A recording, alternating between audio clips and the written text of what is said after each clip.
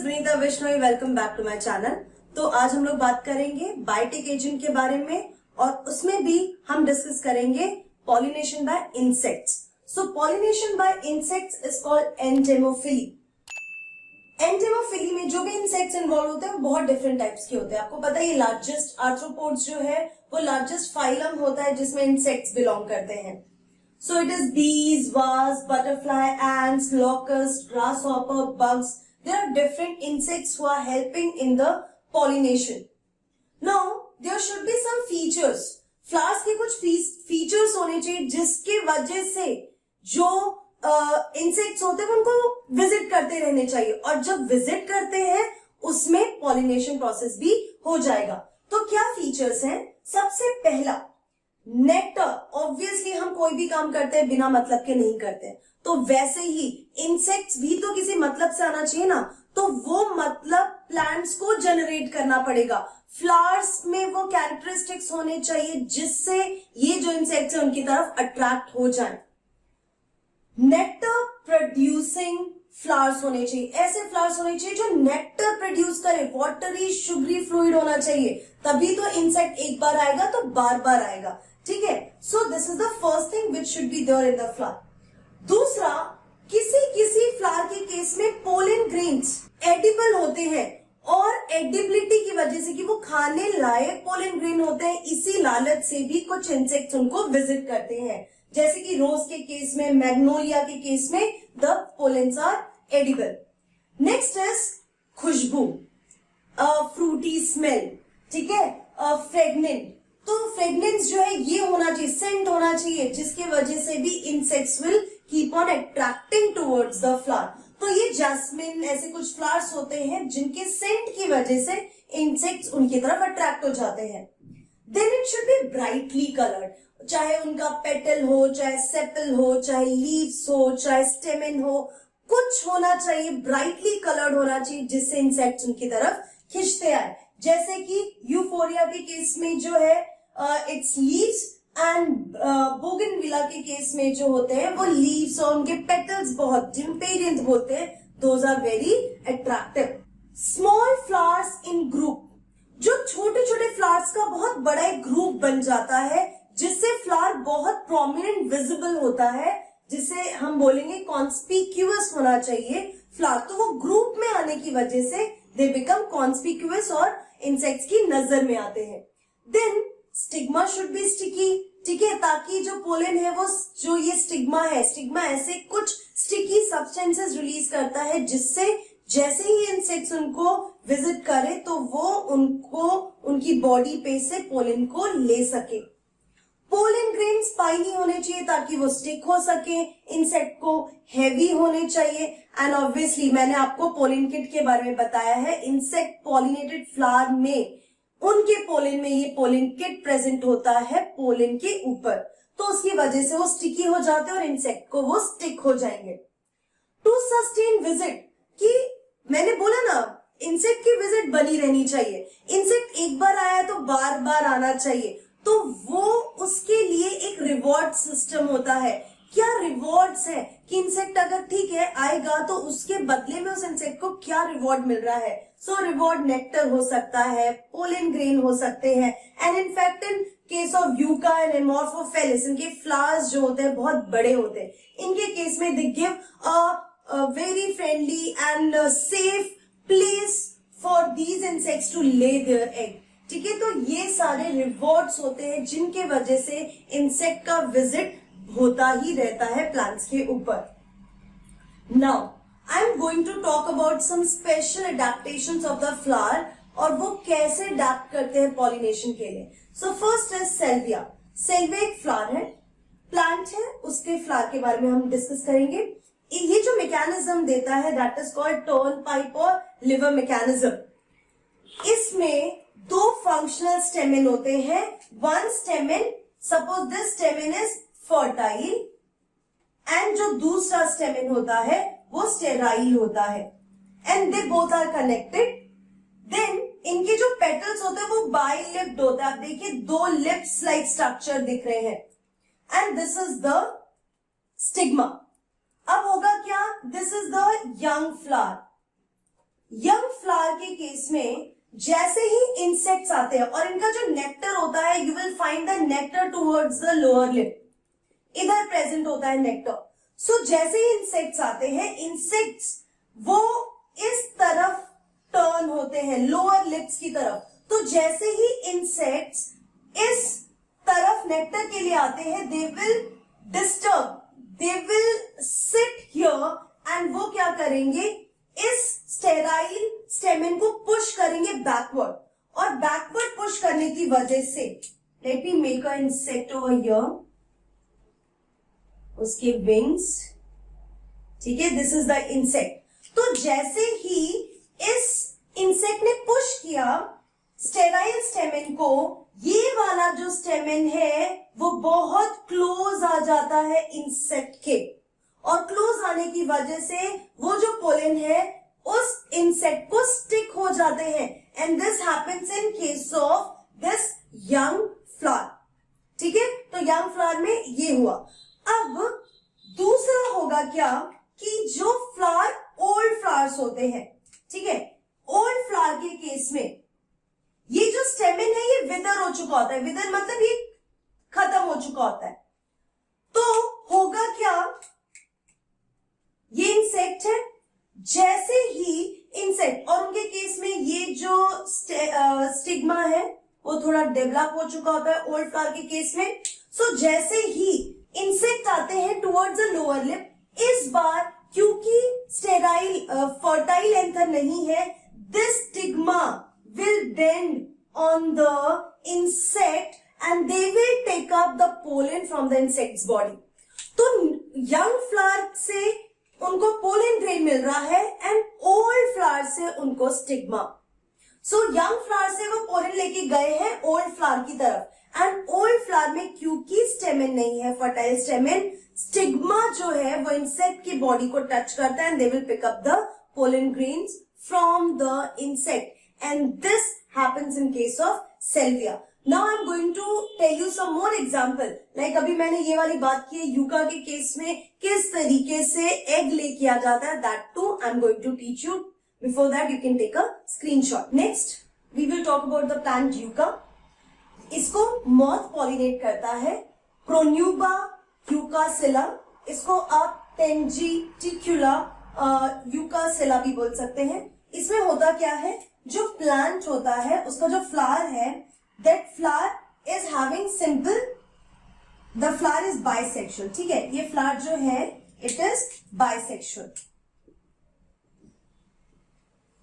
सो होगा क्या, ये जो मॉथ है, this moth will do a rotational, वो एक रोटेशन करता है। ठीक है, मॉथ इस स्टिग्मा के रोटेशन करता है। तो जब वो रोटेट कर रहा होता है तो it bends with the male pollen, और मेल पोलन जो है वो आके यहां पे स्टिग्मा पे गिर जाएगा। उसके बाद ये जो मॉथ होते हैं, they reach to this ovary, वो ओवरी को पियर्स करते हैं, they will be piercing the ovary, and ovary को पियर्स करके they will lay their egg, वो अपने एग को यहां ओवरी के अंदर प्लेस कर देते हैं। So what I am telling over here, ये बाइसेक्सुअल फ्लावर है। तो जब इंसेक्ट आता है और रोटेशनल मूवमेंट करता है फ्लावर के अंदर, उसकी वजह से पोलन ग्रेन जो है वो स्टिग्मा पे आ जाएंगे। रोटेशनल मूवमेंट करने की वजह से जो इंसेक्ट है, जो मॉथ है, it will come near the ovary, ovary को पियर्स करके वो अपने एग्स को वहां पे लेकर देते हैं। उसके बाद यहाँ पे नॉर्मल पोलन ट्यूब फॉर्मेशन होता है, यहाँ पे भी फर्टिलाइजेशन होता है। तो जैसे ही यहाँ पे एम्ब्रियो डेवलप होता है, सीड फॉर्मेशन होता है, उसके साथ ये जो एग है ये क्या करते हैं, ये भी जब डेवलप होने लगते हैं, लार्वल स्टेज में जाते हैं, they will take nutrition from the ovary, ovary में जो भी प्रेजेंट होता है उससे वो न्यूट्रिशन लेते हैं, और एक बार जब वो भी डेवलप हो जाते हैं, they will come out of the ovary, और जैसे ही again when they move out, they will be having pollens on their body. So yucca के केस में मॉथ होता है और वो इस तरीके से अपने एग्स को सेफ प्लेस देता है, और इसकी वजह से दोनों को, यूका को भी बेनिफिट हो रहा है और मौत को भी बेनिफिट हो रहा है। देन नेक्स्ट एक एग्जाम्पल है जो कि कैलोट्रोपिस के केस में है।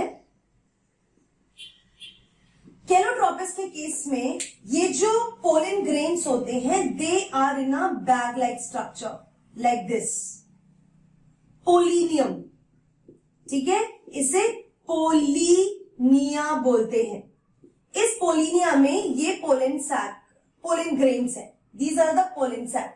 अब ये जो पोलिनिया है ये ट्रांसफर किए जाते हैं with the help of insects in case of Calotropis plant, क्योंकि ये हेवी होते हैं, ये खुद से मूव नहीं कर सकते, पॉलिनेशन नहीं कर सकते। सो इस पोलिनिया को ट्रांसफर करने के लिए भी इंसेक्ट की जरूरत होती है। Then the next example is of ficus. Ficus के अंदर हाइपेंथोडियम इनफ्लोरेसेंस होता है। हाइपेंथोडियम इनफ्लोरेसेंस कुछ इस तरीके से होता है। इनके केस में जो फ्लावर्स होते हैं वो अलग अलग पोजीशन पे, यहां पे मेल फ्लावर्स आर प्रेजेंट, ठीक है, टिप पे मेल फ्लावर्स प्रेजेंट होते हैं और यहां पे फीमेल फ्लावर्स प्रेजेंट होंगे लाइक दिस। डिप्रेशन में these female flowers are present. इन फीमेल फ्लावर्स के बीच बीच में गॉल फ्लावर्स प्रेजेंट होते हैं। Gall flowers are the sterile female flowers.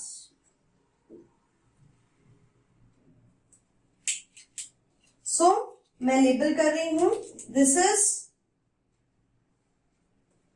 Mail flower, this is female fertile flower and एक ग्रीन वाला जो है this is gall flower जो कि स्टेराइल है। So what is happening here? जो वास्प होती है, female wasp, this female wasp will come to lay their egg in the gall flower। तो ये जो gall flower है, जो स्टेराइल फ्लावर्स है, वो यहां पे एग ले करने के लिए फीमेल वास्प आते हैं। So when these female wasp will come they will lay their egg over here, ठीक है, गॉल फ्लावर्स में वो अपने एग्स ले कर देते हैं। ये जो एग्स होते हैं they will feed on these gall flowers और गॉल फ्लावर से फीड होने के बाद when these will develop, the larva will develop, they will start moving. The organism will start moving from this inflorescence.